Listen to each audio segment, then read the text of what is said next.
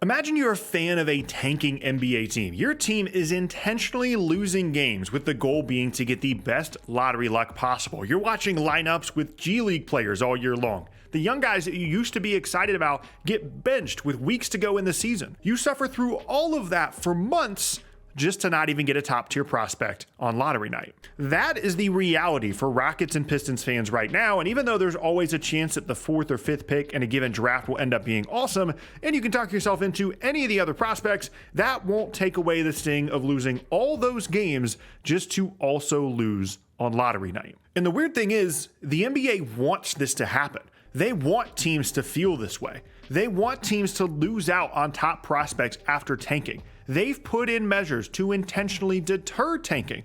And a team like the Pistons, finishing with the worst record in the league, but just getting the 5th overall pick, certainly accomplishes that goal. But have they gone too far? Because the whole point of the draft, in American sports at least, is to, in a way, reward the worst teams in the entire league. Or really more realistically, help out those teams that are doing the worst, that have the least amount of talent. And if every single team in the league tried their hardest to win games, that would make a ton of sense, right? Because if you try your hardest to win as many games as you can, regardless of injuries, the worst teams in the league are probably going to be towards the top of the draft, which means they're going to get the most talent, and that's the point of the way that the draft works. But tanking turns all that on its head, and it's something that the league desperately wants to get rid of. And so a couple of years ago, the NBA put in 2 big measures to deter tanking, because it had gotten really, really bad. The first of which is that they changed the lottery odds to where teams at the top of the class did not have as great of odds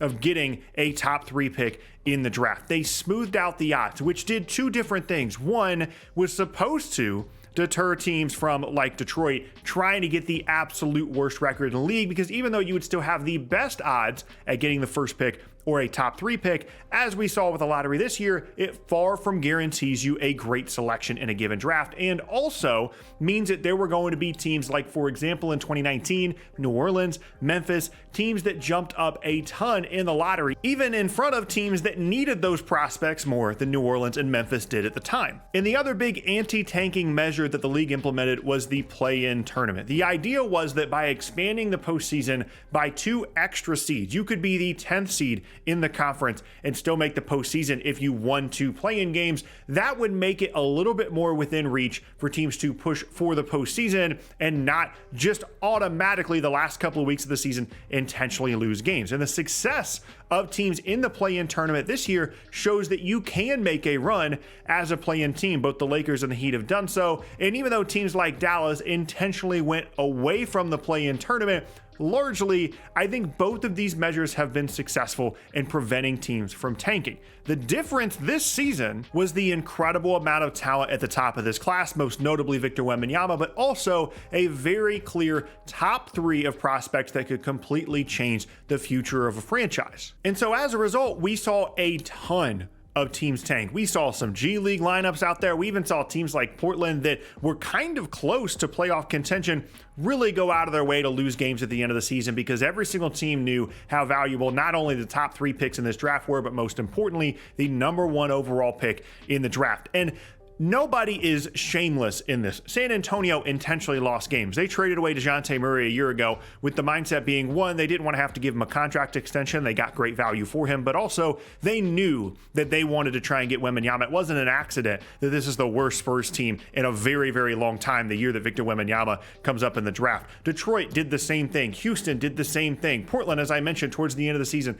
did the same thing. No team is blameless in this. They all did the exact same thing, but only a few of them got rewarded. And although, yes, in the future, that means that teams are going to be deterred from tanking, does that actually just mean you're making the lottery random? You're not necessarily accomplishing a deterrent of tanking in the NBA in a fair way, but you're more so just making it as random as you possibly can so that you don't guarantee anything by having one of the worst records in the league. And on paper, yes, that makes sense, but now in reality, as both Houston and Detroit fans can attest to, it really, really hurts. Now, to be fair, this particular draft class really makes this such a more divisive issue because of Victor Wembanyama at the top of it, how much of a prize that was to the team that ended up with the 1st overall pick. And generally in sports, things go in cycles. So we might have a couple of weaker draft classes, and then teams won't be tanking as much, and we'll think that because of the play-in tournament, because of the new lottery odds, because of how this lottery worked out for some of the teams that had some of the best odds, then we'll think in those draft classes, oh my gosh, well, tanking is fixed. So these things are probably going to go in a cycle. But I do think that this draft in particular, given how much was on the line at the lottery, how big of a deal it is for San Antonio to end up with this first pick, and for both Houston and Detroit, the other two teams that had the exact same odds that San Antonio did, to both fall out of the top three, does call into question, one, if the league went too far in smoothing out the lottery odds and potentially made some teams worse simply because of how random the lottery is, making it even more random now. But also the question becomes, is it worth it? Is it as worth it to be one of the worst teams in the league if you're just going to really upset your fan base on draft night? I do think that that is an interesting question. And I think it's something that's going to come up. I think people are going to discuss this over the next few weeks, whether or not the league has gone too far. And I'm sure some people are even going to go as far to ask if some other adjustments need to be made. Now, to be clear, tanking is still absolutely worth it. Even in a draft that doesn't have a generational player like Victor Wembanyama, the way the NBA is built, the way that you can turn things around completely overnight, the way San Antonio just did, means that it's still worth it to try and get the best odds at this. Even if you're Detroit, even if you're Houston, and it doesn't work out for you, and you end up falling almost as far as you possibly could in the draft, despite winning just 17 games or just 20-something games, it's still worth it to give yourself even a 14% chance at Victor Wembanyama. And more than anything, this year's class serves as a reminder of the dark side of tanking. Losing all those games in January might seem like it makes sense because you're improving your odds and you're thinking for months about what it's going to look like to have Victor Wembanyama in a Houston jersey or a Detroit jersey.